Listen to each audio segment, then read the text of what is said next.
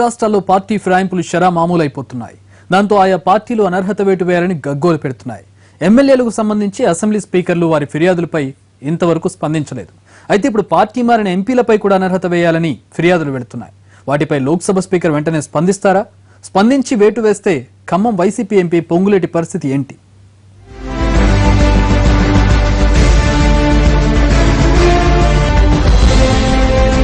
తెలంగాణలో వైసీపీ నుంచి గెలిచిన ఒకే ఒక్క ఎంపీ పొంగులేటి శ్రీనివాసరెడ్డి.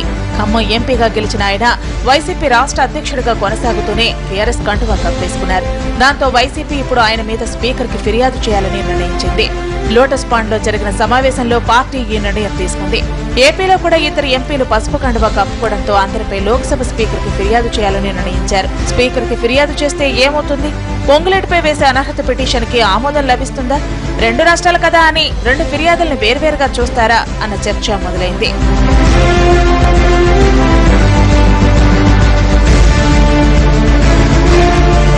అయితే వేర్వేరుగా చూడటం అనేది సాధ్యమయ్యే పని కాదంటున్నారు విశ్లేషకులు.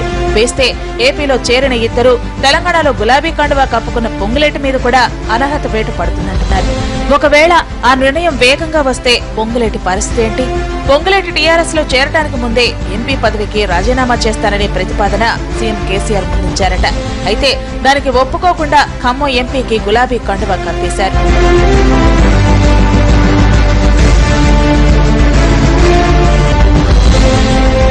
పాలేరు ఎన్నికల్లో తుమ్మల విజయం తర్వాత టీఆర్ఎస్ లో కూడా ఖమ్మం మీద కాన్ఫిడెన్స్ పెరిగినట్లు కనిపిస్తున్నా పొంగులేటి మళ్లీ పోటీ చేయాల్సి వస్తే అదే పరిస్థితి ఉంటుందా అన్న అనుమానాలు వ్యక్తమవుతున్నాయి.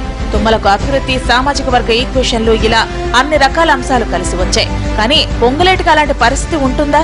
ప్రస్తుత పరిస్థితుల్లో జిల్లా మొత్తాన్ని ప్రభావితం చేసే పరిస్థితి పొంగులేటికి ఉంటుందా? ఆయనకు సామాజిక వర్గాల ఈక్వేషన్లు దోహదపడతాయా? పార్టీలోని అన్ని వర్గాలు ఆయనకు సహకరిస్తాయా? ఇలాంటివన్నీ హాట్ టాపిక్ గా మారుతున్నాయి. చూడాలి లోక్సభ నిర్ణయం పొంగులేటి ఫ్యూచర్ ఎలా ఉంటుందో.